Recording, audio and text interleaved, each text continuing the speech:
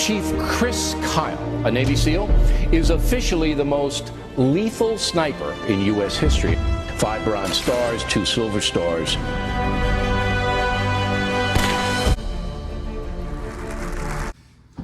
Hello, sir. How's it going? Nice to meet you. Nice to meet you. Okay, let's get this interview going. Thank you so much for taking the time to speak to me today, Chris. Let's start with something simple but important. How would you describe your personality? I'd say I'm determined, driven, and I don't back down from a challenge. In the field, I was always focused on the mission. It wasn't about me or my personal feelings. It was about doing my job and doing it well. But also, I'm loyal to those I care about, especially my brothers in arms. I've always taken responsibility, and I guess that's part of who I am. That focus and drive really comes through in the book. Moving on, who did you get along with most during your service, and who did you really like? Why? I got along with my SEAL brothers, guys who shared the same mindset. We all had a certain code. We trained to trust each other implicitly, and I think that kind of bond is rare. I like the guys who could keep their cool under pressure, those who didn't let fear dictate their actions. We all had each other's back, and that trust made it easy to go along. And outside of the military, who would you say you connected with the most? My wife, Taya, she was there for me through the toughest times. Our relationship wasn't always perfect, but we understood each other in a way only people who have been through extreme situations together can. She was an anchor when I came home, and when I was deployed, I thought about her a lot. She gave me something to come back to, and that meant everything. You mentioned the bond you shared with your fellow SEALs, but let's talk about your growth throughout the book. You experienced a lot of personal and emotional challenges. How did you change over time?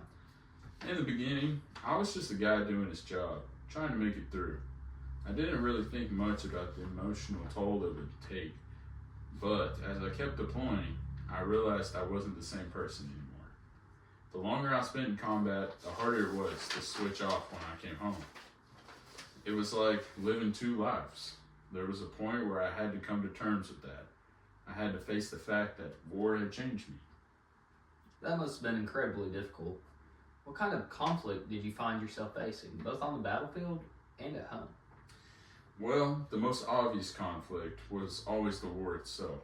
We had a job to do, take out enemy combatants to protect our people back home. But internally, the conflict came with the toll that took on me.